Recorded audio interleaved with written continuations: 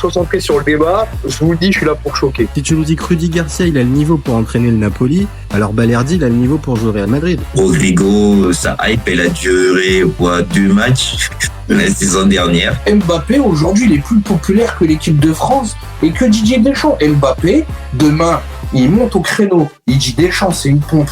Ils font un changement d'entraîneur. T'es sûr que 48 heures après, Deschamps, il a sauté. Mais je sais pas con Dédé. De Laurenti pense que le mec, il dépense 1 euro, il meurt. Je suis allé me faire la compile que ça mardi. La compile a duré 2 minutes, il n'y avait pas grand chose. C'était souvent les 3 bonnes tacles qui revenaient. Je me suis dit, attends, il y a que ça dans la compile. Guardiola, meilleur coach de l'histoire. C'est même pas le meilleur coach de l'histoire du Barça. Il faut arrêter avec Payet, c'est un grand joueur. Alex Ferguson, c'est juste un Giroud qui a eu beaucoup de moyens. C'est pour ça qu'il a réussi. Pendant des années, on se faisait dérouiller à chaque gros match. Ça fait penser à Rudy Garcia. Le match, il va débuter. Les 11 sur le terrain, ils vont se caguer dessus. On va sortir les pop-corn, on va observer tout ça. On va mourir, on va tous mourir. Moi, je n'y crois pas. On va se faire éliminer comme des putes. J'en suis sûr. J'ai déjà tout prévu. Le paquet de mouchoirs. Je veux pas voir ça. Si t'enlèves le championnat anglais, allemand, espagnol, italien, portugais, lituanien, la Ligue 1, c'est le meilleur championnat européen. Mbappé, c'est un remplisseur de brouettes. Par contre, quand il faut aller trousser les grosses équipes, malheureusement, c'est lui qui se fait remplir.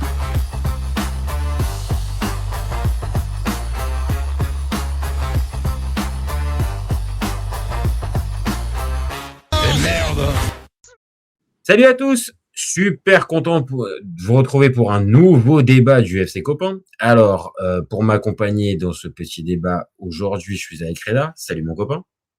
Salut les gars. Bon, alors on va parler un petit peu on va vite rentrer dans le vif du sujet. Hein. Là, les gars, on n'a pas le temps. Là, on a que 25 minutes avant le début du Allemagne-Côte d'Ivoire. Voilà, on est pressé. Donc là, on va à l'essentiel. Donc commentez, likez, partagez, vous vous abonnez. Allez, hop, on y va. C'est parti. Je pose la question, mon copain, dans notre petit live. C'est de savoir si les Pays-Bas, ils ont envoyé le plus gros message de ce mondial 2026. Est-ce que tu partages ou bon, faut se détendre. Là, on a vu un 5-1 qui était très solide, mais c'était face à la Suède et t'attends un peu de voir avant de t'emballer. Bah, en vrai, je pense que on peut difficilement faire mieux en termes de message, parce que quand même coller un 5-1 à la Suède, qui en a collé 5 contre la Tunisie, c'est pas rien. Moi personnellement, en tout cas, avant le match, je voyais un 2 ou 3-1 pour les Pays-Bas, mais envoyer un 5-1 comme ça, avec la manière en plus contre la Suède, je pense que là t'envoies un vrai message. Tu as même, je pense, acquis la première place du groupe. Et pour le coup, moi, Marocain, qui sait qu'on va taper une des équipes de ce groupe-là, après avoir vu ce match, j'ai pas trop envie de jouer contre eux, je te mens pas, c'est pas trop ma cam. Ah oui, là forcément, quand on regarde un peu les deux équipes et l'opposition de ce soir, oui, j'avoue que si t'es potentiellement l'adversaire de ces Pays-Bas en 16e de finale, tu fais un peu la gueule. Maintenant, on va voir à quelle place terminent tes chouchous marocains, s'ils terminent à la première ou à la seconde place. Mais donc c'est le premier qui joue le deuxième et le deuxième qui joue le premier dans ce groupe-là, c'est ça? C'est le deuxième du groupe du Maroc qui joue le premier du groupe des Pays-Bas. Donc si tu finis deuxième, je pense que tu vas te manger les Pays-Bas. Et si tu finis premier, ça sera Japon forcément ou la Suède. Ok. Là, bon, quand on regarde un peu le 11, parce que bon, je vais pas forcément axer ce débat sur la Suède. On a peu de chance quand même de voir la Suède qui va loin dans ce mondial. C'est déjà beau qu'ils aient une belle victoire 5-1 contre la Tunisie. Maintenant, on va être d'accord. La Suède, on va évacuer ça tout de suite. La Suède, ça peut pas aller plus loin que les 16e de finale. On est d'accord? Non, je pense que ça va pas aller plus loin que les 16e. Je pense qu'à la limite, ça peut prendre le match nul contre le Japon. Mais même avec une défaite, attention, parce que après, ils ont la différence de but. Mais si tu gagnes que un match et 2 défaites, t'es pas assuré de finir dans les meilleurs 3e. Donc, c'est ça. C'est que surtout là, ils sont pas mis au mieux avec le goal average. Ah ouais, goal average. Ah ouais, putain, j'avais même pas pensé. Mais t'en colles 5 contre la Tunisie et tu t'en prends 5 contre Ouais. Contre les Pays-Bas, tu as 0. Du coup, la différence de but, elle saute. Et tu gagnes pas contre le Japon. Si tu fais un match nul, je pense que tu passes avec 4 points. Mais tu gagnes pas ou tu fais pas match nul, t'es dehors.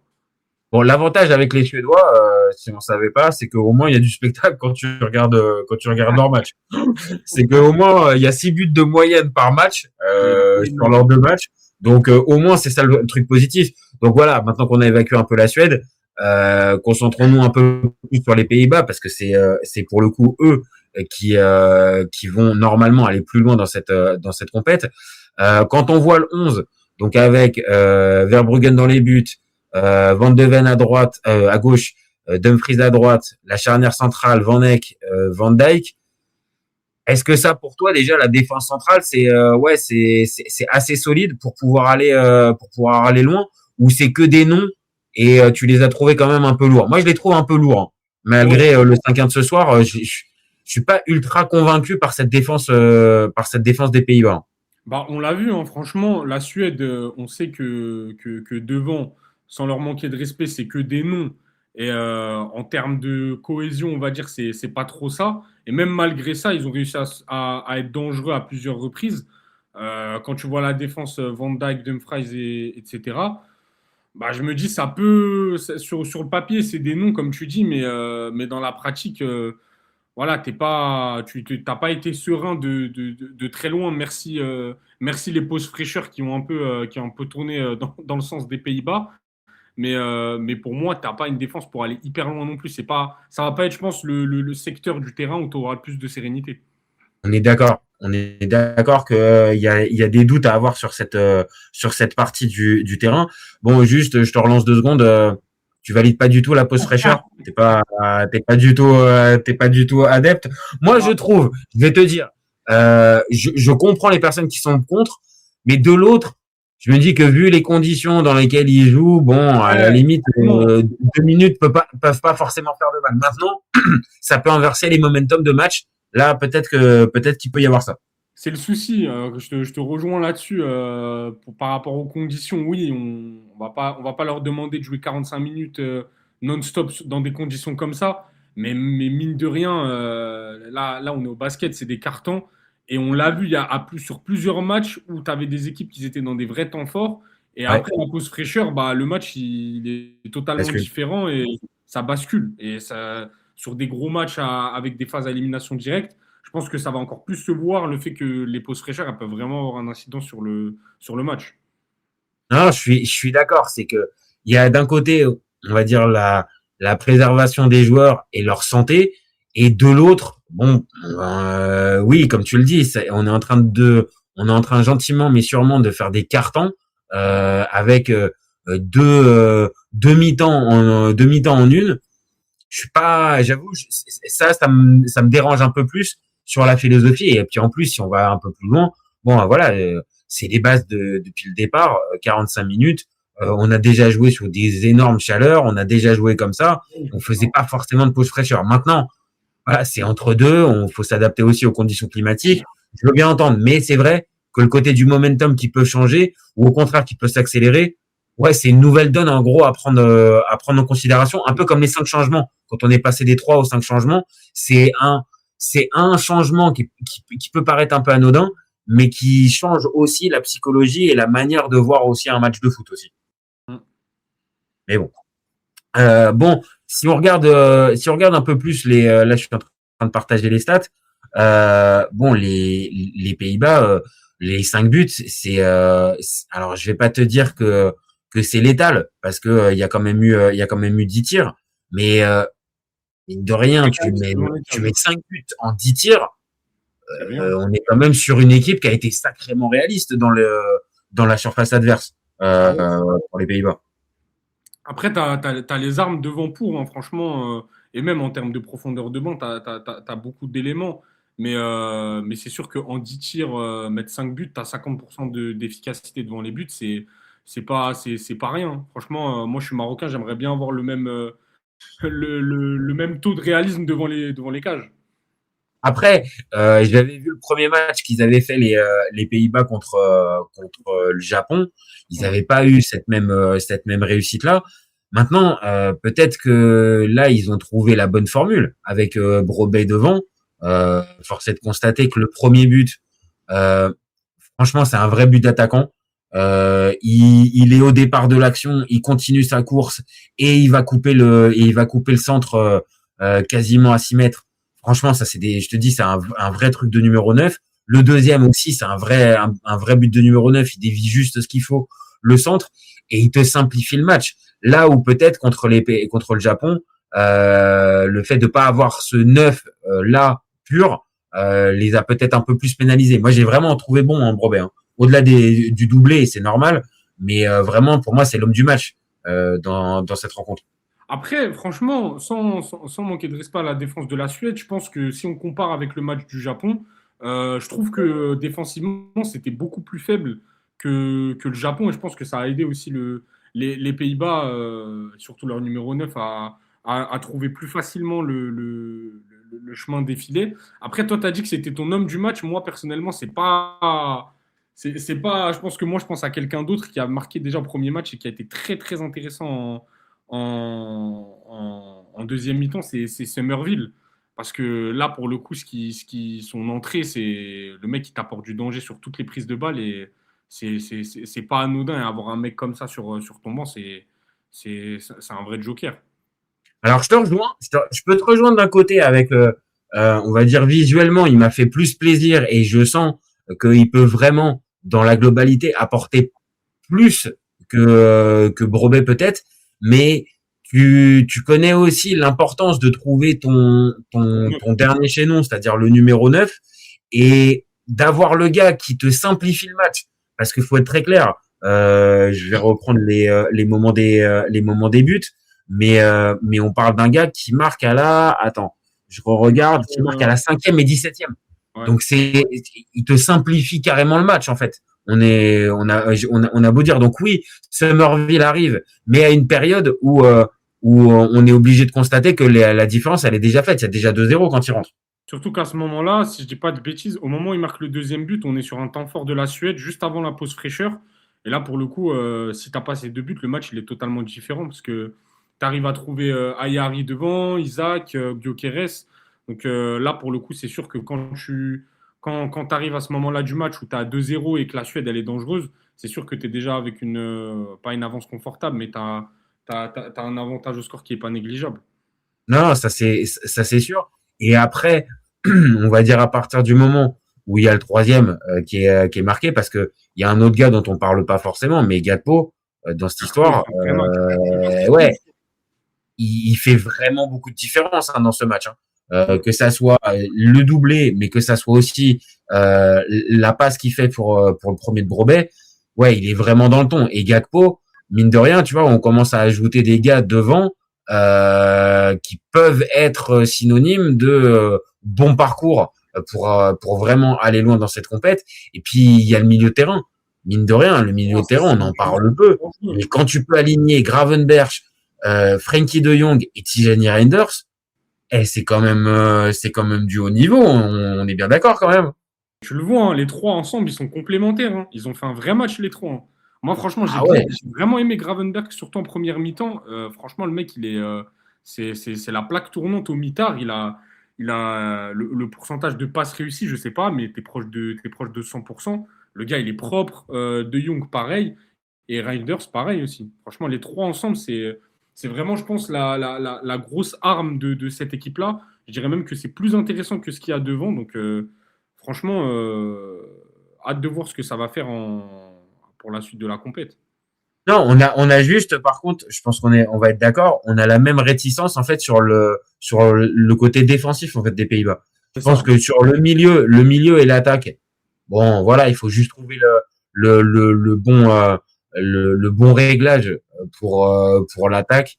Mais comme on vient de le dire, quand t'as des Gakpo, quand t'as des Somerville, la Brobey, t'as Malen, t'as Depay, enfin il y a quand même des gars qui peuvent vraiment te simplifier des matchs. Mais là où ouais j'ai des doutes, et malgré le score de 5-1, il y a une période où la Suède commence un peu plus à montrer le bout de son nez, et tu sens que les Pays-Bas, dès que ça commence à jouer un peu plus défensif, ils n'y arrivent pas en fait. Ils n'y arrivent pas.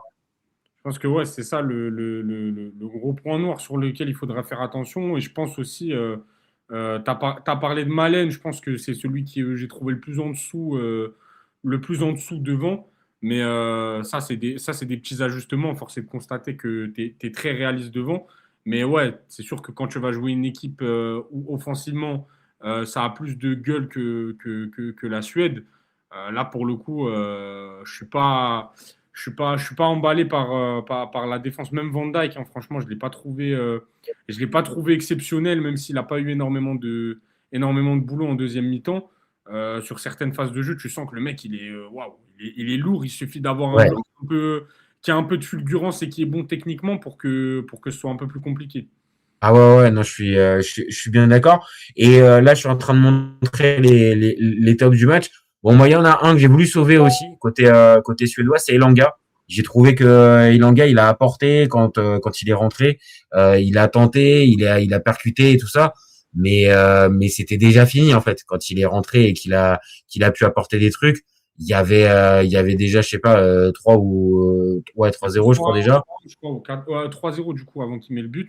Mais franchement, ouais, c'est dommage. Moi, personnellement, en top, j'aurais mis Ayari parce qu'en vrai, sur la première. Ouais, Ayari, c'est intéressant. Je suis d'accord, il est intéressant. Il apporte beaucoup de danger. Et par contre, il y en a devant Gyökeres et Isaac, c'est dur. Hein. Bah, ça marche pas. En fait, moi, je vais te dire, je sais pas si tu avais vu le match contre la Tunisie. Ouais. Moi, je l'avais regardé. Vraiment, moi, j'étais sceptique parce que Isaac et Gyökeres, je vois pas un monde où ça peut être complémentaire. Mais ok, vas-y, je laisse sa chance au produit. J'ai regardé et face à cette opposition-là, force est de constater, désolé, supporters tunisiens si vous nous regardez, mais vraiment face à cette opposition-là, bah ouais, ça passe. Maintenant, tu vois bien que, et voilà, naturellement, ça combine pas, quoi. Ça peut pas être complémentaire. Et là, face à une équipe d'un niveau largement supérieur à celle de la Tunisie, bah là, tu te rends compte que les deux, il n'y a pas un monde où ils arrivent à vraiment, malgré ce qu'on vient de dire de la défense néerlandaise, ouais, tu sens que c'est vraiment très très compliqué pour eux. En tout cas, dès le début de match, tu sens que ça va être match bourbier pour eux. Hein. Bah ouais, c'est compliqué de jouer avec ces deux joueurs parce qu'ils ont quasiment le même style de jeu. Tu joues avec deux neufs comme ça, avec un Ayari un peu plus bas. Bah, tu sens qu'ils se marchent sur les pieds, même dans les combinaisons avec les milieux. Tu vois que c'est approximatif. Isaac, il a perdu beaucoup de ballons en première mi-temps.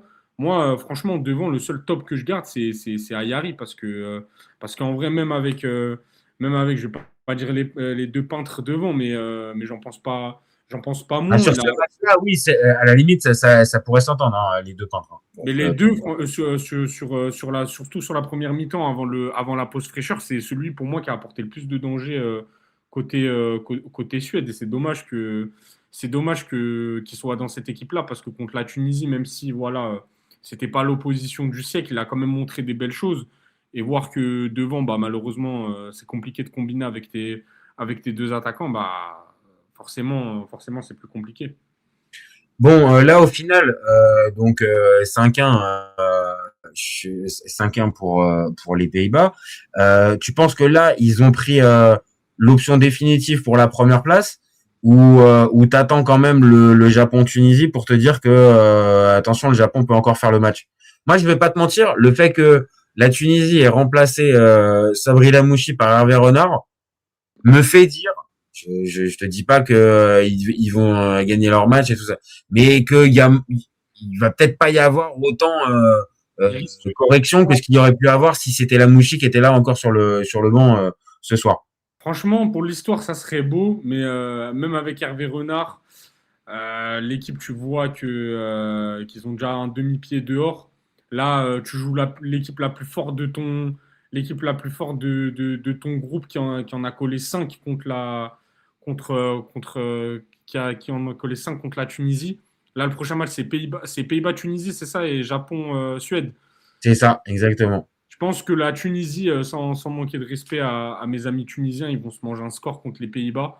Je suis encore plus sûr de ce que je dis au vu de ce qu'on a vu tout à l'heure. Et la Suède contre le Japon, là, défensivement, c'était compliqué contre les Pays-Bas. Le Japon, ça reste une grosse équipe. Pour moi, avec ce match-là, les Pays-Bas, ils ont pris une option pour la première place et je pense que ça va se finir en Japon deuxième, Suède troisième et Tunisie 4. Mais je ne vois pas la Tunisie s'imposer ou même faire un match nul contre les Pays-Bas. Je pense vraiment. Oui, non, ça paraît peu probable. Je suis d'accord avec toi, hein. Maintenant, comme je te dis, j'ai juste la sensation que, voilà, avec le changement, au moins il y a un espoir supplémentaire. Maintenant, je te dis pas, hein, ça se trouve, on va voir le début de match. Au bout d'un quart d'heure, il y aura peut-être déjà 2-0 et je vais te dire, l'espoir, il y en a plus, tu vois. Mais on va dire, en tant que supporter tunisien, tu le regardes un peu plus facilement que si, je te dis, c'était encore Sabri Lamouchi, où là, tu te dis, bon, on va en prendre combien face au Japon, en fait. Bah forcément, honnêtement, tu peux difficilement faire pire que ce que tu as fait contre la Suède. Là, tu ramènes un coach de renommée, mais en fait, il y a trop de facteurs X. Le fait qu'il soit arrivé à un peu en catastrophe comme ça, je crois que c'est jamais arrivé dans l'histoire de la Coupe du Monde qu'un coach se fasse.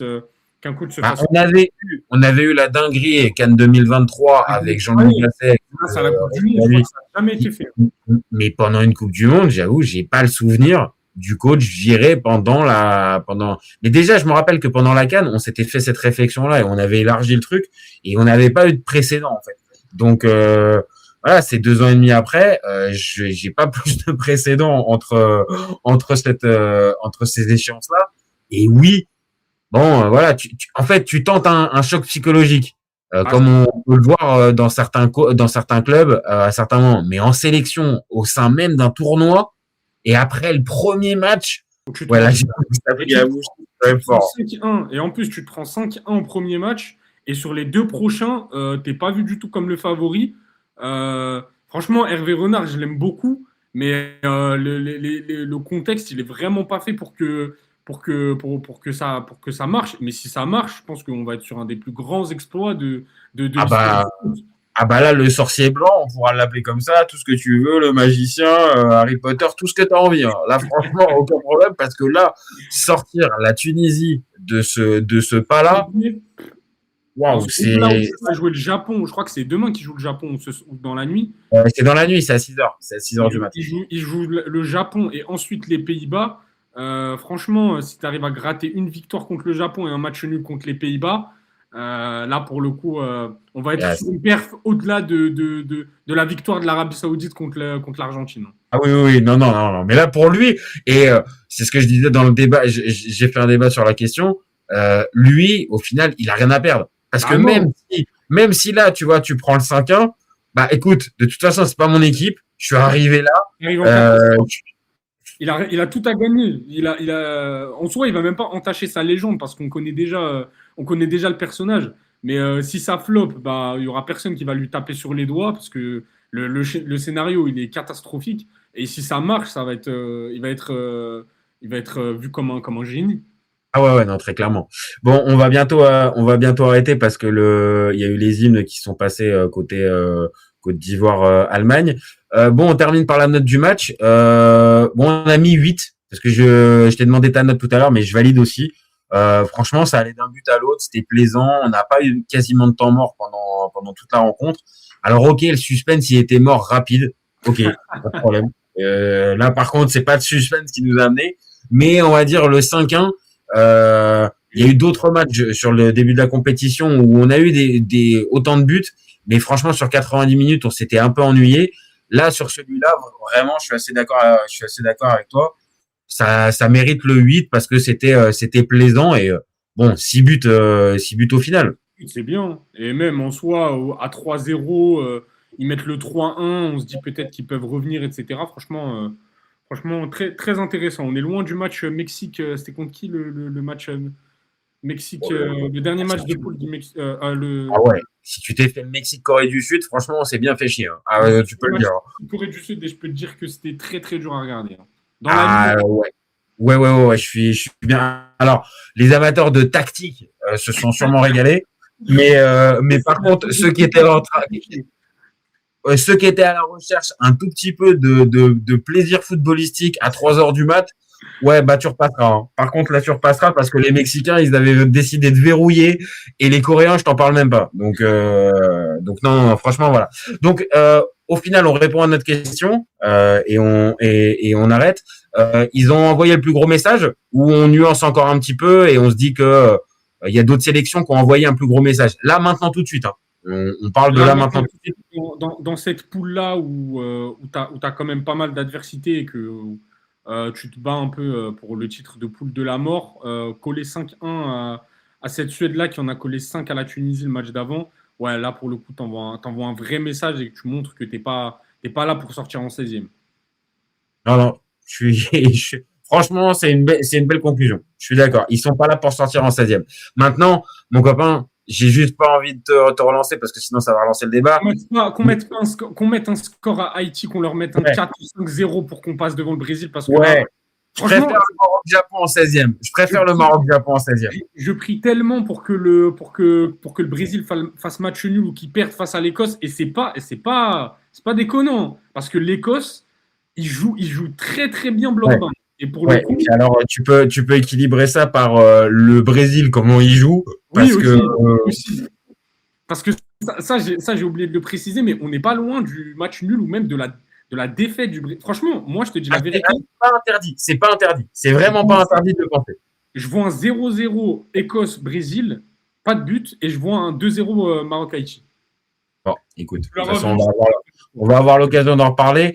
C'est quand le prochain match du Maroc? Le Maroc, je crois que c'est jeudi. C'est jeudi minuit, je crois, contre Haïti, et le Brésil il joue juste derrière. Ah oui, minuit. C'est votre horaire. Maroc, c'est minuit. Retour à New York et en espérant aller chercher la première place parce que j'ai pas envie de jouer contre les Hollandais. En plus, on a beaucoup de Marocains là-bas, donc. Ouais, clairement. Bon, bah écoute, on va voir, on va attendre, on va voir ce dernier match et puis ça se trouve, on sait pas, hein, mon copain, ça se trouve les Japonais ils vont gagner 7-0 ce soir contre la et c'est eux qui vont récupérer la première place. Donc à voir, mais que ça soit Maroc-Japon ou Maroc-Pays-Bas, ça sera un super 16e de finale. Voilà. Ouais. Bon, merci à toi, mon copain. Merci d'avoir participé à ce petit débat. Le match Allemagne-Côte d'Ivoire, il vient de commencer, donc on va vite filer. On reviendra tout à l'heure pour débriefer ça avec Désiré sur la chaîne. Le live va donc être dispo dans quelques minutes en replay. Il va être aussi dispo en podcast sur toutes les plateformes, Deezer, Spotify, Apple Podcast, et voilà. N'hésitez pas à commenter, liker, partager, vous abonner, et puis vous gardez en tête qu'au FC Copain, on est ouvert toute l'année et encore plus pendant le Mondial 2026. Ciao les copains. Ciao.